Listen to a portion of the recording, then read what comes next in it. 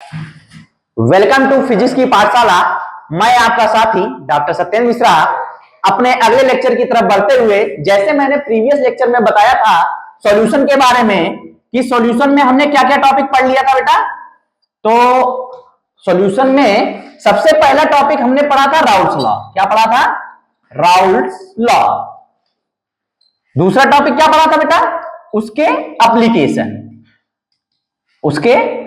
Application. अब हमने कहा आज का जो मेरा लेक्चर होगा वो तीसरा टॉपिक है और उसमें हमें बताना है बेटा क्या सबसे मोस्ट इंपॉर्टेंट टॉपिक है पेपर के पॉइंट ऑफ व्यू से, कॉलिगेटिव प्रॉपर्टीज। तीसरा टॉपिक क्या है बेटा? Colligative properties. क्या पढ़ाना है आज? Colligative properties.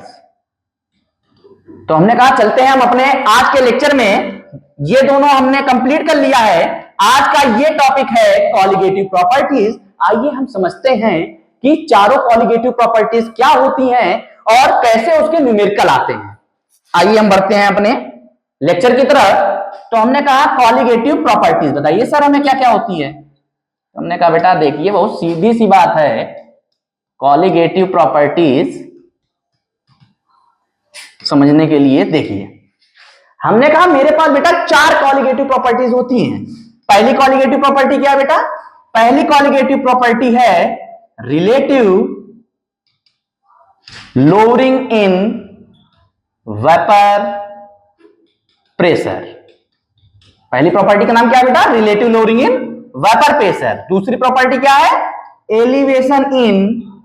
Elevation in boiling point. क्या है प्रॉपर्टी बेटा? Elevation in boiling point. तीसरी प्रॉपर्टी क्या है बेटा? डिप्रेशन इन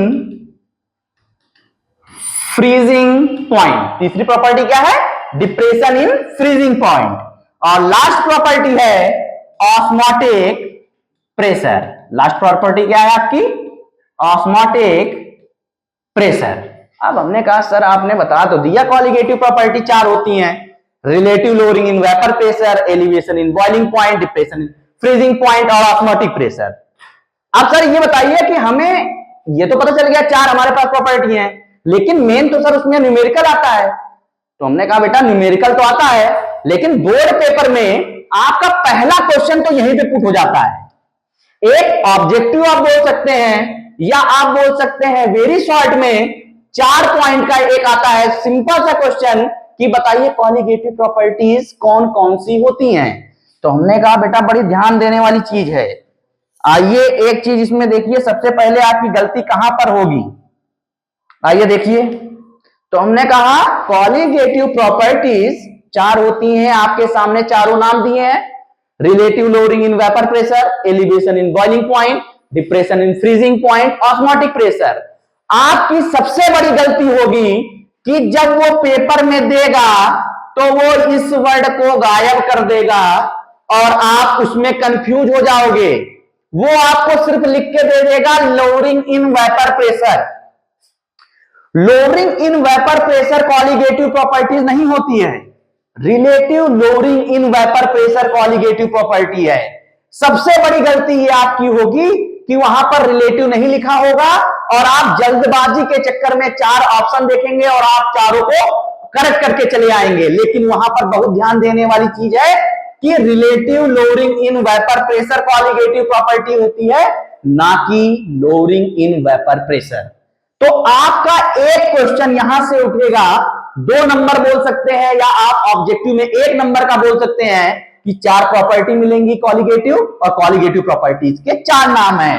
क्या? Relative lowering in vapour pressure, elevation in boiling point, depression in freezing point, osmotic pressure. देखिए हम आपसे अगर 4 बार 10 बार चिल्ला चिल्ला बोल रहे हैं, इसका मतलब ये नहीं है कि सर ये तो बहुत सरल है, हमें तो समझ में आ गया। बेटा सरल तुम्हें लग रहा है, याद भी कर लोगे, लेकिन वहां पर बहुत कंफ्यूजन होगी कि वहां पे तुम इसी में गलती करोगे। ये सबको पता होता है, elevation in boiling point, depression in freezing point और ऑस्मोटिक प्रेशर। गलती यहां पर छोटी सी है कि वहां पे आपको लिखने को मिलेगा relative lowering in vapour pressure और लिख के आएगा लोअरिंग इन वेपर प्रेशर। तो गलती नहीं होनी चाहिए। चलिए हम आगे बढ़ते हैं, एक एक प्रॉपर्टीज को उठाते हैं, क्योंकि आज के सेशन में हमें मेन पोर्शन न्यूमेरिकल का भी करना है और इन 4 पोर्शन पे आपको सवाल भी अच्छे अच्छे मिलेंगे। आते हैं, बढ़ते हैं आगे। देखिए, तो पहली प्रॉपर्टी हमने बेटा उठाई क्या, देखो पहली प्रॉपर्टी मेरी है relative lowering in vapour pressure. Vapour pressure में क्या कमी आ रही है, तो हमने कहा सर सिंपल सी बात है, इसमें हमको सिंपल सा फॉर्मूला मिलता है p naught minus p s upon p not बराबर एक्स ए। और हमने कहा ये किसके हिसाब से है बेटा, तो तुमने कहा सर ये तो according to Raoult's law, Raoult's law के हिसाब से partial vapour pressure of solution किसके प्रोपोर्शनल में होता था, मोल फ्रैक्शन ऑफ सॉल्यूट के। तो हमने कहा ये बताओ बेटा ये क्या दिया है तुम्हें, तो तुमने कहा सर ये हमें दिया है पी नॉट, जो ये वैल्यू है ये किसका है, तो तुमने कहा वेपर प्रेशर ऑफ बेटा सॉल्वेंट का, किसका है, वो भी किसमें, अच्छा नॉट अगर लिखा होगा तो आप ये समझ जाइएगा कि प्योर स्टेट में वेपर प्रेशर है, किसमें है, प्योर स्टेट में वेपर प्रेशर है, प्योर स्टेट में किसका, सॉल्वेंट का, क्या है, प्योर स्टेट में सॉल्वेंट का वेपर प्रेशर है। तो सर बताइए P naught minus p S क्या है, तो हमने कहा बेटा यही तो है लोअरिंग इन वेपर प्रेशर, यही है लोअरिंग इन वेपर प्रेशर। चलिए सर समझ में आ गया, लोअरिंग इन वेपर प्रेशर ये है, और ये प्योर स्टेट में वेपर प्रेशर किसका, सॉल्वेंट का। तो सर ये क्या है, अरे बेटा यही तो हमने पहले लेक्चर में स्टार्टिंग की थी जब, तो हमने इसको पढ़ा था क्या, मोल फ्रैक्शन, क्या पढ़ा था, मोल फ्रैक्शन। सर अब एक बार बता दीजिए मोल फ्रैक्शन क्या है, 11th का टॉपिक है, जब हम मोल कॉन्सेप्ट पढ़ते हैं तो उसमें हम बेटा मोल फ्रैक्शन पढ़ते हैं। मोल फ्रैक्शन क्या होता है, मोल का फ्रैक्शन, जिसके मोल हमें फ्रैक्शन निकालना है उसके मोल को हम ऊपर लिखते हैं। तो हमने कहा जैसे ए का निकालना है तो हमने कहा ए को ऊपर रखेंगे Na upon Na plus Nb, मतलब टोटल मोल। अच्छा ये है किसका, तो ये बेटा किसका है, सॉल्यूट का, किसका है, सॉल्यूट का। तो हमने कहा सर हमें तो ये समझ में आ गए सॉल्यूट का है, आइए थोड़ा सा इसमें और देखते हैं कुछ अच्छे से, आइए देखिए। तो हमने कहा ये आपको समझ में आ जाना चाहिए ये क्या है, तो हमने कहा ये P naught minus p s upon p not बराबर एक्स ए। बार बार बेटा मैं इसीलिए बोल रहा हूं कि आपके दिमाग में, जहन में बस जाना चाहिए, क्योंकि बोर्ड पेपर में कुछ समय बचा है, 10-15 दिन आप ऐसे ही इधर उधर घूम के निकाल देंगे, तो आपके पास ये टाइम जो है वो आपका बहुत मायने रखता है कि आप छोटी छोटी गलतियों को, देखिए हमारे पास पूरा टाइम ये नहीं बचा है कि हम आपको सब कुछ पढ़ा दें, क्योंकि 1 महीने के टाइम में हम आपको इतना देना चाहते हैं जिससे आपका पेपर अच्छे से अच्छा हो जाए और वो पॉइंट भी ना छूटे जो आपके पेपर में आए। तो मेरा पूरा पूरा फोकस वही है कि हम उसी जगह हिट करें जहां पर क्वेश्चन हमसे निकल जाए। चलिए आइए देखते हैं। तो हमने कहा सर बता दीजिए एक बार फिर से, तो relative lowering in vapour pressure क्या होता है, p naught minus p s upon p naught, जो vapour pressure of a solution है टू दैट ऑफ सॉल्वेंट के रिस्पेक्ट में कितना उसमें कमी आ रही है, वो मोल फ्रैक्शन ऑफ सॉल्यूट के बराबर होगा। तो हमने कहा मोल फ्रैक्शन ऑफ सॉल्यूट के बराबर होगा, सर मोल फ्रैक्शन भी आपने बता दिया, यही पे आपको फिर से बता देते हैं बेटा कि मोल फ्रैक्शन का जो एक और रिलेशन आपको हमने बताया था, चाहे ए प्लस चाहे बी बराबर 1, तो ये भी याद रखिएगा आप, ये भी कई जगह यूज होता है अगर अच्छा सवाल आएगा। इसके अलावा इसमें, हाँ लेकिन फिर मैं वही बात कह रहा हूं कि आप इस वर्ड को मत भूलिएगा, अगर ये वर्ड आप भूल गए तो कॉलिगेटिव प्रॉपर्टीज नहीं है, ये lowering in vapour pressure colligative property नहीं होती है, relative lowering in vapour pressure colligative property होती है। चलिए सर दूसरा स्लाइड में हम बढ़ते हैं, आइए। हमने कहा सेकंड जो प्रॉपर्टी बेटा मेरी है क्या है, तुमने कहा सर एलिवेशन इन, क्या है, elevation in boiling point. Boiling point में एलिवेशन का मतलब क्या होता है, बढ़ोतरी, किस कारण बॉइलिंग पॉइंट में बढ़ोतरी हो रही है, या मेरा बॉइलिंग पॉइंट किस के लिए बढ़ गया है, किस क्या चीज ऐसा हमने मिला दिया है जिससे मेरा बॉइलिंग पॉइंट बढ़ गया है। तो हमने कहा आइए पहले देखते हैं कि इसका जो मेन हमारा है कि फार्मूला क्या है इसका। तो हमने कहा फार्मूला बेटा सिंपल सा है, आइए देखते हैं सिंपल सा फार्मूला है क्या। डेल्टा टीबी बराबर K B into M, delta TB बराबर के बी इंटू एम।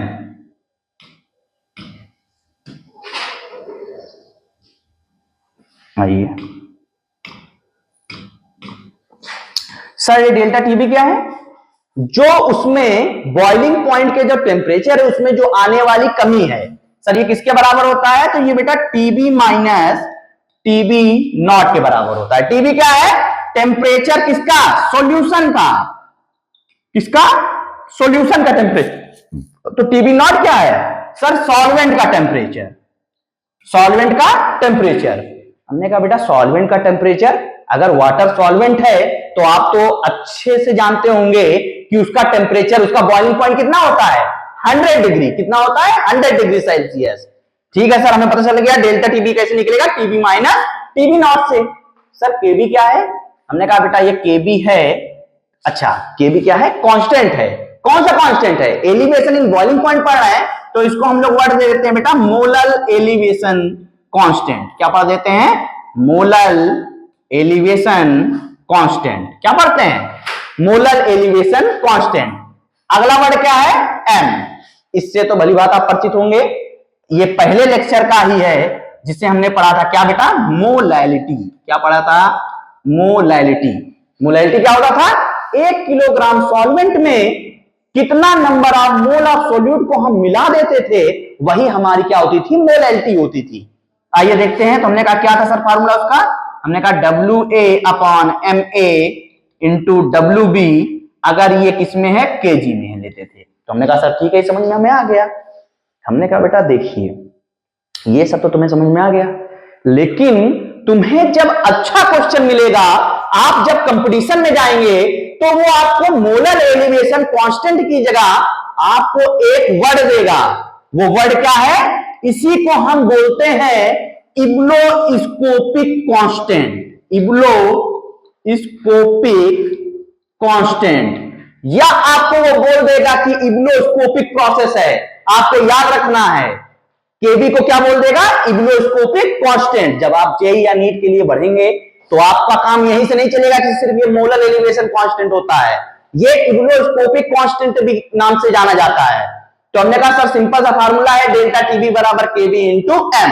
तो यहां से बेटा एक याद रखना है आपको और एक चीज कि केबी की वैल्यू किसके लिए, केबी की वैल्यू आपको याद रखना है किसके लिए, वाटर के लिए। कितनी होती है, वाटर के लिए होती है 1.86। सर यूनिट क्या हुई, तो हमने कहा केबी की यूनिट क्या होगी, डेल्टा टीबी बाई एम होगी।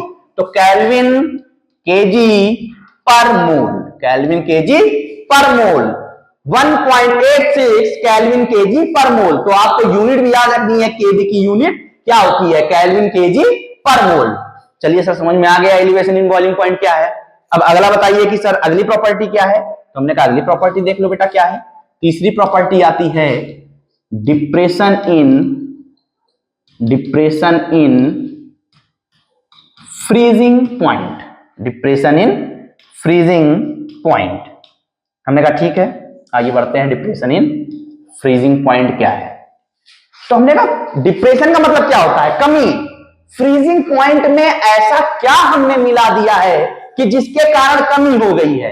तो हमने कहा कुछ ना कुछ सॉल्यूट मिलाया होगा जिसके कारण कमी हो गई होगी। हमने कहा ये देखते हैं। तो हमने कहा सिंपल सा हमने अभी पढ़ा है, क्या पढ़ा था सिंपल सा, आइए देखते हैं पहले। डेल्टा टीएफ बराबर केएफ इंटू एम। जैसे हमने पढ़ा था डेल्टा टीबी बराबर केबी इंटू एम, वैसे डेल्टा टीएफ बराबर केएफ इंटू एम। आइए इसको समझते हैं। डेल्टा टीएफ बराबर केएफ इंटू एम क्या है, तो हमने कहा सर बताइए जरा क्या है।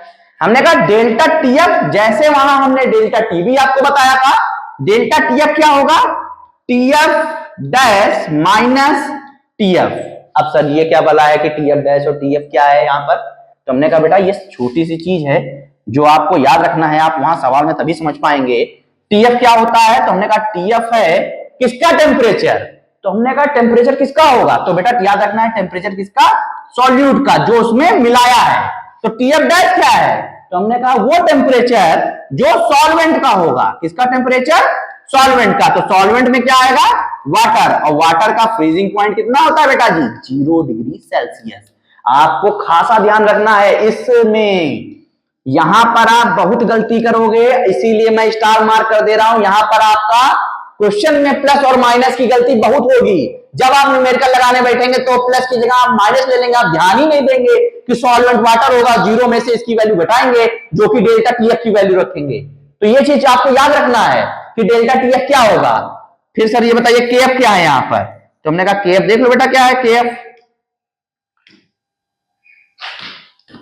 केएफ जैसे वहां पर क्या था? मोलर एलिवेशन कांस्टेंट, वैसे ये क्या पढ़ रहे हैं हम? Depression in freezing point. तो इसे बोलेंगे बेटा मोलर डिप्रेशन कांस्टेंट। या फिर वही बात जो पूछा जाता है कंपटीशन एग्जाम के लिए, वो हमें पता होना चाहिए। उसका नाम क्या है? तो उसका नाम है बेटा cryoscopic constant. Cryoscopic constant. Molar depression constant सबको पता होगा, लेकिन क्रायोस्कोपिक कांस्टेंट सबको नहीं पता होगा। जिसको जिसको पता होगा वो कंपटीशन की तैयारी या तो कर रहा होगा या तो वो बहुत अच्छा पढ़ा होगा बेटा, उसी को पता होगा क्रायोस्कोपिक कांस्टेंट क्या होता है। फिर वही बात सर ये फिर ये आ गया, हमने कहा बार बार ये आएगा बेटा इस चैप्टर में मोलैलिटी, इसीलिए पहले लेक्चर में हमने इसको पढ़ा दिया था, क्योंकि हमें पता है कि आप 11th बहुत अच्छे से पढ़ के आए हो, तो अब 12th में आप अच्छा करोगे, इसलिए हमें ये पढ़ाना पड़ा। चलिए हम आगे बढ़ते हैं। डिप्रेशन इन फ्रीजिंग पॉइंट भी हो गया, और लास्ट प्रॉपर्टी की तरफ हम बढ़ते हैं अपने, जो कि है चौथी प्रॉपर्टी मेरी, क्या? Osmotic pressure.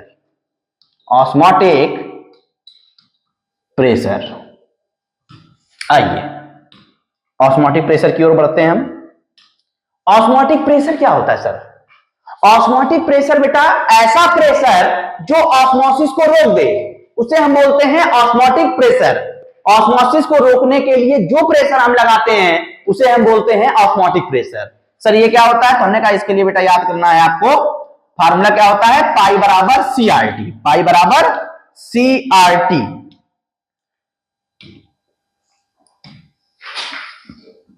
आइए समझते हैं इसको भी।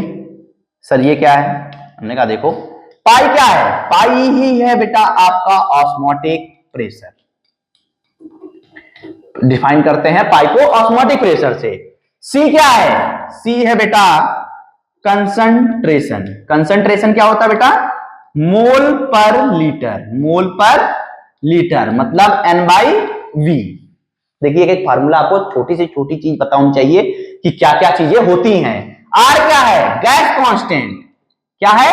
Gas constant. अच्छा कांस्टेंट है तो इसकी वैल्यू फिक्स होगी, इसकी वैल्यू फिक्स होगी। अगर ये कांस्टेंट है तो इसकी वैल्यू क्या होगी? फिक्स होगी। तो आइए देख लेते हैं ये क्या है? Gas constant. टी क्या है? टेम्परेचर। टी क्या है? टेम्परेचर। अच्छा आर की वैल्यू जनरली हम बेटा रखते हैं 0.0821 atm।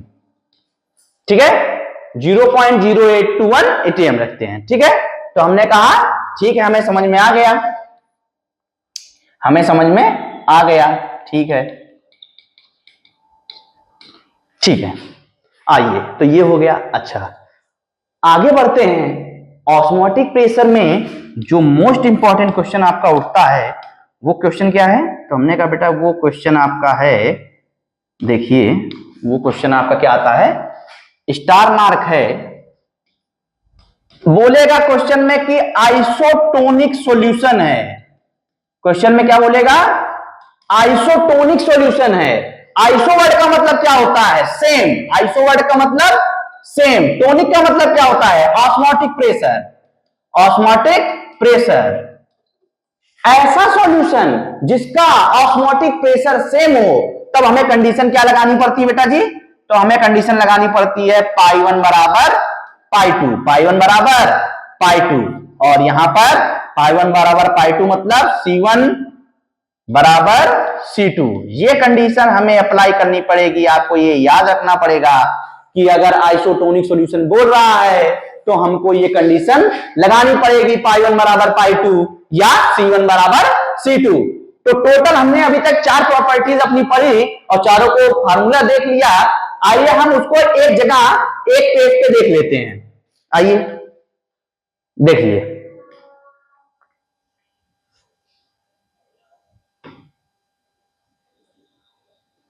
बढ़ते हैं अपनी अगली स्लाइड में। देखिए, हमने कहा सारे फार्मूले जितने थे, आइए देखते हैं एक लाइन बाय लाइन। पहला फार्मूला क्या पढ़ा था हमने? P naught minus p s upon p not बराबर एक्स ए। इसको हम ये भी लिख सकते हैं क्या? एन ए अपॉन में एन ए प्लस एन। दूसरा फार्मूला हमने क्या पढ़ा था? सेकेंड फार्मूला हमने पढ़ा डेल्टा टी बी बराबर के बी इंटू एम। और डेल्टा टीबी क्या था? छोटा सा ही आपको हम बता दे रहे हैं, टीबी माइनस टीबी नॉट। तीसरा फार्मूला हमने क्या पढ़ा? तीसरा फार्मूला हमने पढ़ा डेल्टा टीएफ बराबर K F into M. Delta TF हमने क्या पढ़ा था? T dash F minus T F. और लास्ट फार्मूला मैंने क्या पढ़ा था यहां पर? पाई बराबर सी आर टी। ये 4 फार्मूले हमने पढ़े। ध्यान देने वाली बात यह है कि सर ये आप किसके लिए बता रहे हैं? मेरे पास तो 2 चीजें होती हैं, या तो वोलाटाइल सॉल्यूशन आता है या तो नॉन वोलाटाइल सॉल्यूशन आता है। तो हमने कहा बेटा अभी तक जो कुछ मैंने पढ़ाया है, जितना जो कुछ पढ़ाया है, सारी चीजें वैलिड किसके लिए हैं? सारी चीजें वैलिड हैं नॉन वोलाटाइल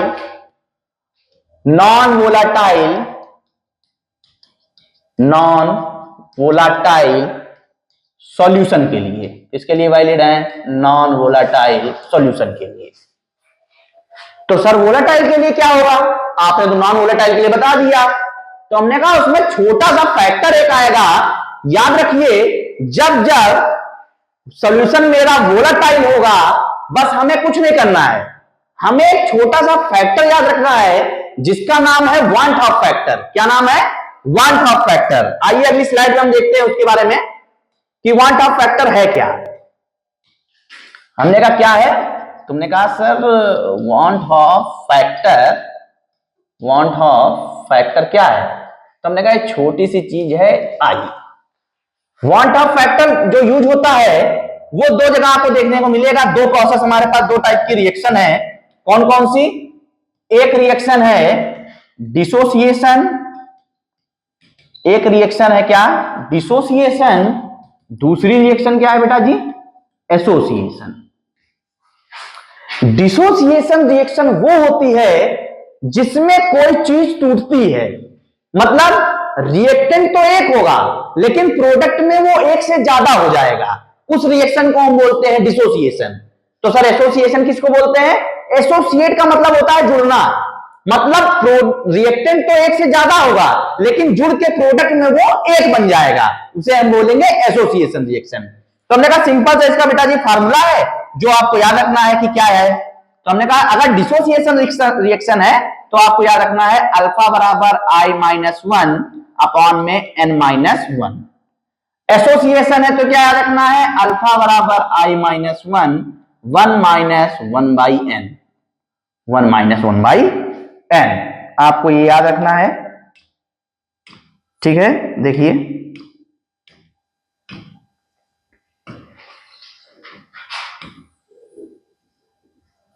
दो चीजें हैं, 2 फार्मूला है। अब सर आप कहेंगे कि लीजिए आपने एक चीज और इंट्रोड्यूस कर दी।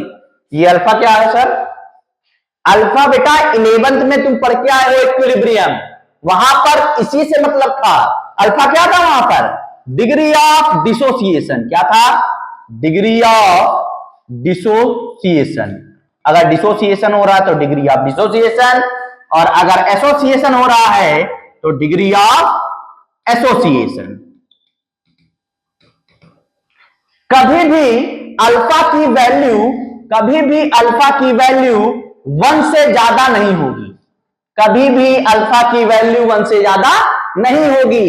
ये आप 11th में पढ़ के आ चुके हैं कि जो अल्फा होता है वो या तो 100% होगा या 100% से कम होगा, तो कभी भी 1 से ज्यादा तो नहीं होगा। हाँ, मान सकते हैं कि 1 के बराबर हो सकता है। तो ये याद रखिएगा, दो चीजें हैं। वांट ऑफ फैक्टर आप कैसे निकालेंगे? जैसे हमने कहा सर अच्छा वांट ऑफ फैक्टर है क्या, तो हमने कहा बेटा वांट ऑफ फैक्टर क्या है? Total mole after dissociation. Total mole after dissociation upon mole before dissociation. तो कई बार आपको इससे भी काम चलाना पड़ जाएगा कि आई क्या होता है? टोटल मोल आफ्टर डिसोसिएशन और मोल आफ्टर या मोल बिफोर डिसोसिएशन। तो आपको कई बार इसी से काम चलाना पड़ेगा। देखिए सिंपल सी चीज है।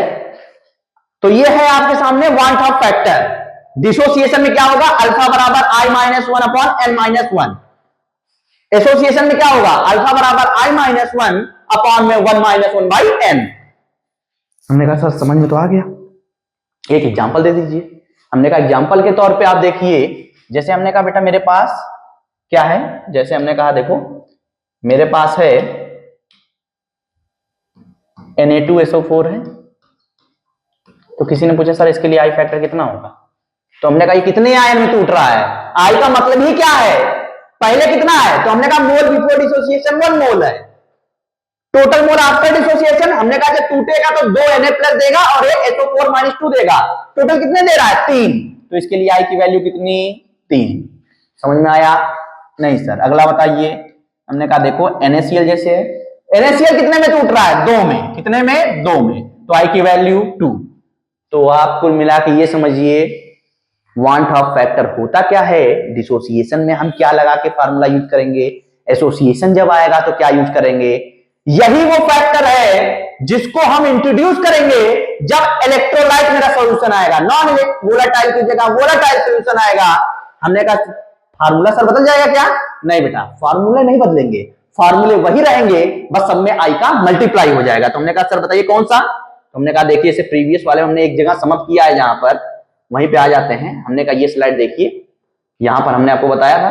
देखिए ये फार्मूला जो बताया, यहां पर एक मैं छोटा सा नोट लगा देता हूं, छोटा सा।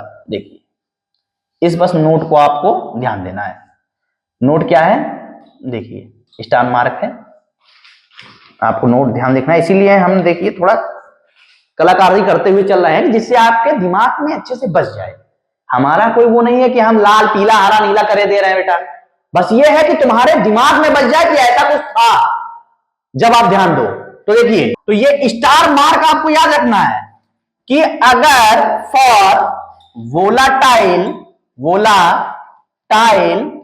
सॉल्यूशन, अगर वोलाटाइल सॉल्यूशन है तो वहां पर क्या आया था? Want of factor. तो हमने कहा देखिए लिखते हैं for volatile solution we introduce want of factor। फॉर्मूले यही सब होंगे जो फॉर्मूले हमने पढ़े हैं रिलेटिव लोडिंग इन वेपर प्रेशर के लिए, एलिवेशन इन बॉइलिंग पॉइंट के लिए, डिप्रेशन इन फ्रीजिंग पॉइंट के लिए और ऑस्मोटिक प्रेशर के लिए। सारे फॉर्मूले सेम यूज होंगे। बस हम क्या करेंगे, जब ये आएगा तो इसमें मल्टीप्लाई बाई आई, ये आएगा तो इसमें मल्टीप्लाई बाई आई, जब इसका पूछा जाएगा तो इसमें भी मल्टीप्लाई बाई आई हो जाएगा, और जब आपसे ऑस्मोटिक प्रेशर पूछा जाएगा तो इसमें भी मल्टीप्लाई बाई आई हो जाएगा। कब? जब यही सॉल्यूशन किसके लिए? नॉन वोलेटाइल के लिए जगह वोलेटाइल सॉल्यूशन आ जाएगा तो सब कुछ यही रहेगा। बस फार्मूले में इंट्रोड्यूस आपको एक चीज करना है, क्या? Want of factor. क्या इंट्रोड्यूस करना है? Want of factor. तो आज का जो मेरा लेक्चर था मेनली आपको यही बताना था कि आपका जो कॉलिगेटिव प्रॉपर्टीज होती हैं और इसमें आने वाले जो जो फॉर्मूले हैं जिससे आपके न्यूमेरिकल सॉल्व होंगे वो P naught minus p s upon p not बराबर एक्स से relative lowering in vapour pressure के लिए डेल्टा टी वी बराबर के बी इंटू एम, किसके लिए? एलिवेशन इन बॉइलिंग पॉइंट के लिए डेल्टा टी एफ बराबर के एफ इंटू एम, किसके लिए? डिप्रेशन इन फ्रीजिंग पॉइंट के लिए, और लास्ट फॉर्मूला पाई बराबर सी आर टी। तो आज का जो हमारा बेसिक लेक्चर था वो न्यूमेरिकल पोर्शन के लिए था। हम अपने अगले लेक्चर में बढ़ेंगे न्यूमेरिकल की तरफ, जो आपका सबसे ज्यादा महत्वपूर्ण लेक्चर होगा, क्योंकि आपके एग्जाम में फिजिकल केमिस्ट्री है। अगर आप फिजिकल केमिस्ट्री पढ़ रहे हैं तो आपको ज्यादा ध्यान देना पड़ेगा कि न्यूमेरिकल को कैसे टैकल करते हैं, कैसे कैसे न्यूमेरिकल। सर हमें बहुत डर लगता है कि फिजिक्स फिजिकल केमिस्ट्री का बहुत न्यूमेरिकल, सर हमें बहुत डर लगता है कि न्यूमेरिकल होते नहीं हमसे, हम सर थ्योरी रट लेते हैं। अरे बेटा थ्योरी से काम नहीं चलेगा इसमें। अगर आप न्यूमेरिकल नहीं कर पाओगे तो आपको थ्योरी से कोई मतलब नहीं है। हम सिखाएंगे आपको न्यूमेरिकल कैसे होता है। फिजिकल केमिस्ट्री बहुत, हम ये नहीं कहेंगे कि बहुत सरल होती है, हाँ, लेकिन आप अगर प्रैक्टिस करोगे, ऐसी कोई चीज नहीं है जो सरल ना बन जाए अगर आप प्रैक्टिस करें। छोटी सी बात है कि आप जब क्लास 2 में होंगे, क्लास 3 में होंगे, उस समय आपको वो चीजें बहुत कठिन लगती होंगी, लेकिन अब जब आप क्लास 8 में, क्लास 9 में जाते हैं तो वही क्लास 2, क्लास 3, क्लास 4 वाली चीजें आपको आसान लगने लगती है। क्यों? क्योंकि उस समय आपका सोचने का जो नजरिया होता है वो बदल चुका होता है।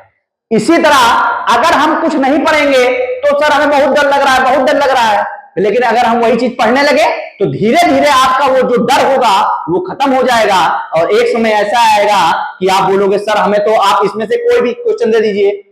तो मेरा कहना यही है कि आप अच्छे से पढ़ो। आपको न्यूमेरिकल में कोई प्रॉब्लम होती है, मेरा सेशन चल रहा है, आप उसमें क्वेश्चन भेज सकते हैं, आप हमसे पूछ सकते हैं कि सर ये बता दीजिए। इसके लिए हम 24/7 अवेलेबल है। आपकी फिजिक्स की पाठशाला इस कार्य को करने के लिए आपके साथ सदैव तत्पर है। अगर वो इतना मेहनत हम लोग कर रहे हैं तो आपको भी मेहनत करना पड़ेगा। अगर आपको आगे बढ़ना है तो आपको हमारे साथ साथ आगे चलना पड़ेगा। Thank you. तो इसी के साथ हम अपना लेक्चर खत्म करते हैं। धन्यवाद।